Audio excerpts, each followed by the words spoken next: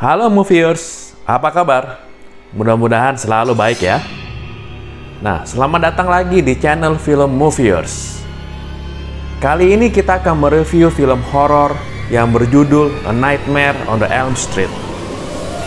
Yang kita bahas film Nightmare-nya adalah keluaran tahun 2010. Bukan film Nightmare yang keluaran tahun 1984. Yuk, kita mulai reviewnya. Dan ditunggu kesimpulannya di akhir review. Film dimulai dengan seorang pelajar laki-laki yang sedang ketiduran di sebuah restoran. Dia bermimpi tangannya digores oleh sebilah benda tajam. Pelajar itu lalu terbangun dan melihat tangannya berdarah tergores benda tajam. Padahal goresan tadi seharusnya hanya di mimpi. Pelajar itu sedang menunggu teman wanitanya dan lalu bercerita bahwa dirinya selalu bermimpi buruk akhir-akhir ini. Mungkin karena trauma masa kecil yang dialaminya. Di saat teman wanita itu hendak pergi, pelajar tersebut tertidur kembali. Dan kali ini dia bermimpi buruk lagi. Pelajar itu meninggal dengan memotong lehernya sendiri di saat dirinya sedang tidur. Di tengah pemakaman pelajar tersebut, Chris, wanita yang ditemui oleh almarhum pelajar itu, bercerita ke teman-temannya, yaitu Jesse dan Nancy, bahwa kematian pelajar itu katanya berawal dari mimpi buruk. Dan seolah-olah di mimpi itu, pelajar tersebut dipaksakan untuk bunuh diri. Pada malam harinya, Chris tertidur dan bermimpi bertemu dengan seorang pria dengan wajah yang hancur terbakar. Lalu dia terbangun. Keesokan paginya di sekolah, Chris yang sedang mengantuk tertidur lelap di dalam kelas. Dan kembali dirinya bermimpi bertemu dengan pria berwajah hancur tersebut dan kali ini diteror. Chris bangun dan ketakutan. Dia pun langsung pulang menuju ke rumahnya.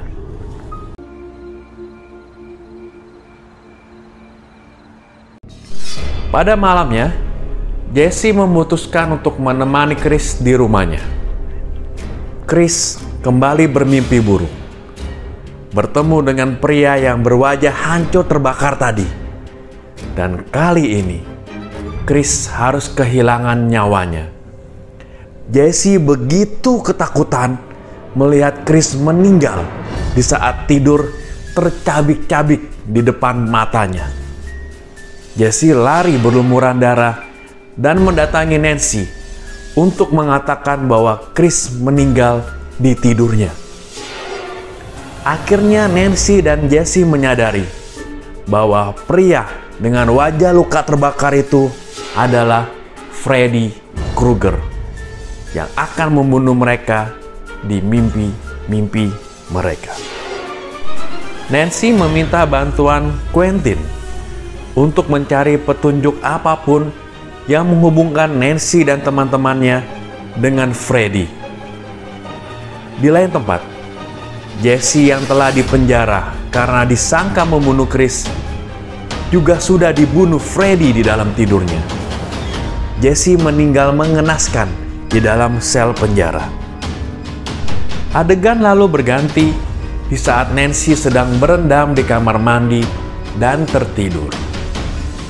Nancy pun bermimpi buruk dan bertemu Freddy Krueger. Dari mimpi buruk tersebut, Nancy mengetahui hal penting bahwa Freddy mengenal dirinya dan teman-temannya di saat dirinya masih kecil.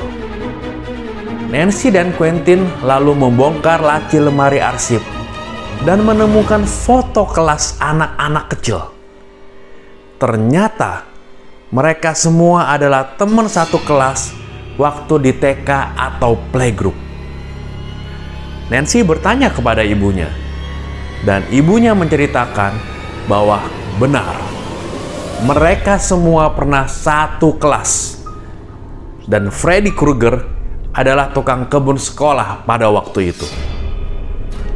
Ibunya juga menceritakan bahwa Freddy melakukan pelecehan anak-anak di tempat tinggal Freddy, yaitu di basement sekolah. Tapi Freddy sudah kabur sebelum berhasil ditangkap. Nancy tidak percaya sepenuhnya dengan cerita ibunya mengenai Freddy Krueger. Lalu dia mencari tahu keberadaan teman-teman TK-nya. Dan alangkah kagetnya, ternyata mereka semua sudah meninggal. Hanya tersisa Nancy dan Quentin.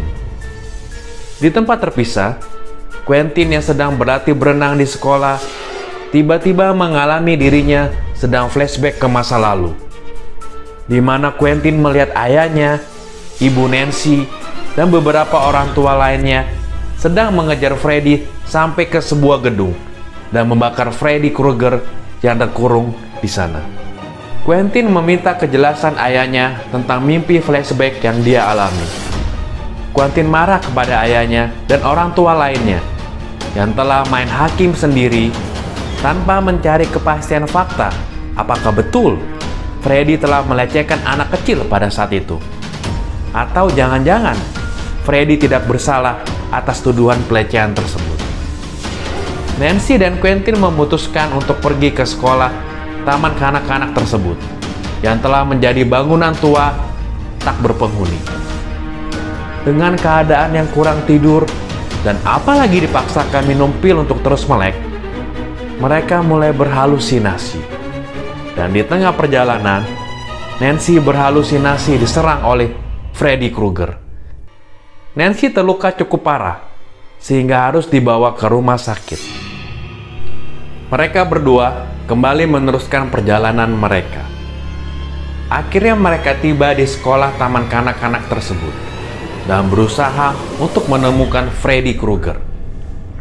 Nancy sengaja tidur duluan untuk bertemu Freddy, dan Quentin yang menjaga Nancy agar bisa membangunkan Nancy bila keadaan terdesak. Mereka berencana untuk memancing Freddy keluar dari dunia mimpi dan masuk ke dunia nyata. Rencana itu berhasil, dan pada akhirnya Nancy membakar Freddy. Mereka berhasil keluar dari gedung yang terbakar tersebut dan diselamatkan oleh polisi. Tapi tubuh Freddy tidak ditemukan. Oke, kesimpulan GW ya sekarang. Yang pertama, ya Hollywood bikin remake lagi. Kayaknya udah kehabisan ide bikin film-film horor yang original. Yang kedua, Freddy Krueger itu udah jadi sosok ikonik. Buktinya, gue yakin saatnya Halloween bakal ada yang pakai kostum Freddy Krueger ini. Nah, karena itu, gue juga yakin seyakin-yakinnya film ini nanti di tahun-tahun ke depan bakal di remake lagi. Entah mau dibikin prequelnya kek, sequelnya kek. Soalnya fanbase Freddy Krueger itu udah ada. Nah, kesimpulan gue yang ketiga, gue pribadi sih lebih serem sama creepy versi jadulnya ya. Versi barunya apa ya? Kurang fresh. Padahal seharusnya bisa dibikin keren, tapi kurang fresh.